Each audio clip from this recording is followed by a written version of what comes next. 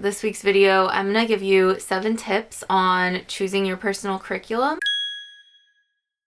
So there's this trend circulating where people are creating their own personal curriculum and they're setting up kind of a syllabus and a schedule to follow to encourage them to learn something new. If this is motivating you to set up a personal curriculum and hit the books, then I think it's awesome. I thought in today's video I could share just a few tips on choosing your personal curriculum, helping it not feel so overwhelming. I think there's a tendency to want to do it all. I guess I can only speak from personal experience, but I think that there can be a tendency to want to try everything, to do it all, and you only have so much time, and it can get overwhelming if you try to cram your schedule too full. And so I just thought I would share kind of like how I broke down the way that I set up my personal curriculum. I'm a big notes person. I'm huge on organization. I love planning. So yeah, maybe this will help you if you are trying to choose your personal curriculum as well. Okay, so let's just get right into it. I will be referring to my notebook. I have just my notes written down, so yeah, that's what I'm looking down at if you are wondering. My very first tip is choose your timeline. Are you going to be picking subjects to study on a monthly basis, over the course of a quarter, or maybe a semester, or maybe you're picking just one area or subject to focus on for an entire year? A year is not a long time to focus on one thing. So if that is your approach, that's totally cool. My personal preference is a quarterly system, and I just think it's so easy for me to think of the year split into 4. So it's just like 3-month chunks to focus on my goals and what I want to accomplish, and then I can move into the next 3 months. And I don't know, for me that's just really helpful. If I give myself too much time to accomplish a goal, I'm kind of using goals and curriculum kind of mean the same thing to me. So however you want to frame it. So I think just choosing your timeline and what you can realistically accomplish like in that timeline is a really good place to start. I've been seeing so many people post their monthly curriculum and they have a book stacked like this tall. And that's awesome. If you're like a fast reader and you can consume all of that material within a month, then I'm impressed. But for me, I think it's just a matter of self-preference. Choose your timeline and what's realistic for you. And that brings me into my next tip. Tip number 2 is to set your school hours. So when are you making time to focus on your personal curriculum? Is it before work? Do you have a ton of time throughout the day? Everybody obviously has varying schedules. So for me, either before work or after work is when I'll have time to focus on these different activities. I do know that creating a schedule will really help me stay on track and help me actually follow through with these goals. So yeah, choose your class hours. What's your schedule look like? When can you fit things in realistically? So tip number 3, choosing your subjects. So what classes are you enrolling in? What are your personal curriculum subjects that you want to focus on? What I did was I thought about it in the sense of like a course catalog, and you have to take so many core classes for credits, and then you can take elective classes or less of a credit. So for instance, when I was in college, I took a self-defense class because I needed 1 credit. It was a very low lift kind of less intense on my schedule than like my art history class. So it was like once a week, and I would go and learn self-defense. Don't load up your schedule with a ton of core subjects that you actually can't make time for.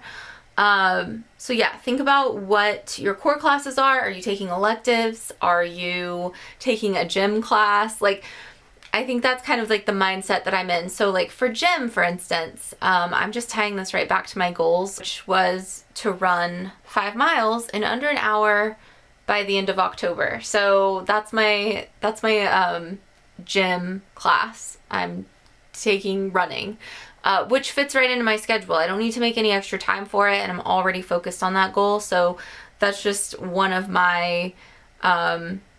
the things I'm focusing on. And then for a core class, I actually shared all of my subjects that I'm enrolling in for fall quarter over on my Substack. I'm not going to go through all of them here. Just be realistic. Again, like don't overload your schedule. This is supposed to be fun. This is not something to stress about. All right, so tip number 4 is find your supporting materials. What does this look like? It could be the library. There's tons of free information at the library. Go get a library card.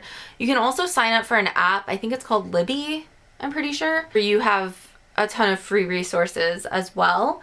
YouTube is free. There are so many people on YouTube sharing free information and on a variety of subjects. So you could go to YouTube, tons of free videos on things that you might be wanting to learn about. For me, I'm looking to Masterclass. I got a subscription last year and I took 2 photography classes on there. I want to take another photography class, and that's actually one of my core subjects this fall quarter. And so I'm going to be looking to Masterclass and taking some more photography classes on there. So yeah, tip number 4, just find your supporting materials.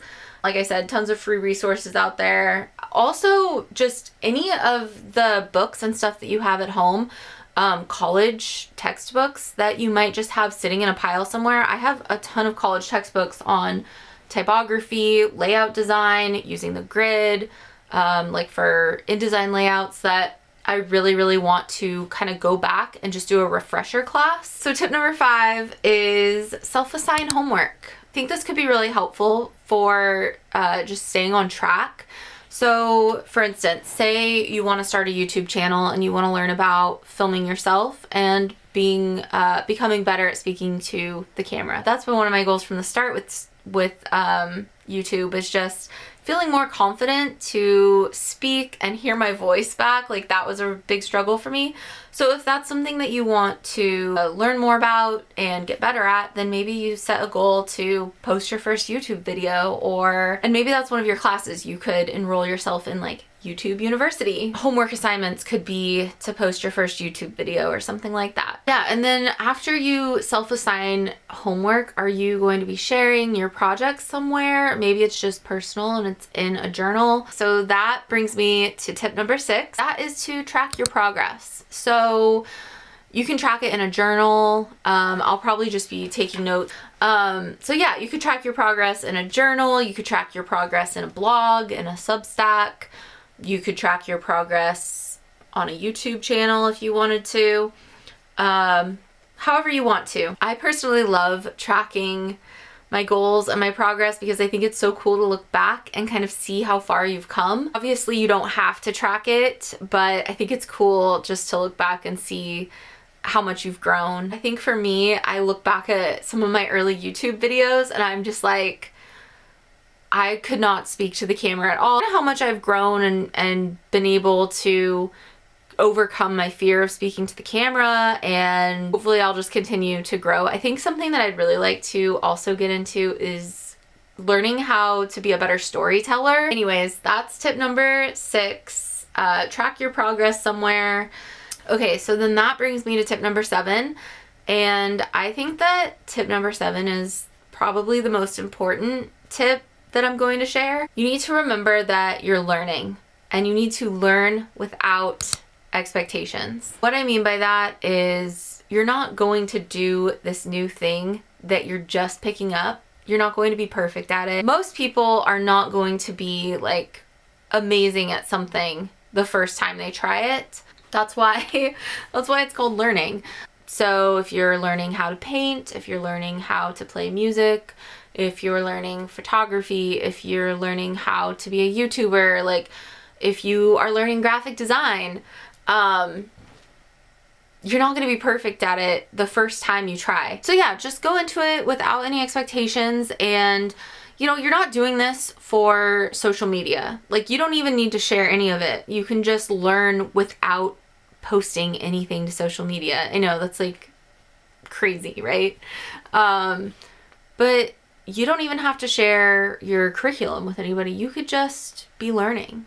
All right, so if I could just reiterate one tip, it's just that keep going, keep trying without expectation, and eventually you'll be really good at something if you just put in the work and continue to try over and over and over again. Just keep going. All right, so I think that's gonna be it for this video. Those are my 7 tips for how to choose your personal curriculum. Leave a comment below with what you're studying this fall. I'd love to see more people over on Substack. Mine is called Taking Notes. It's at Caitlin Cole. I'd love to hear what everybody is studying this fall and what kind of topics you're focusing on. Thank you so much for watching, and I will see you in the next video.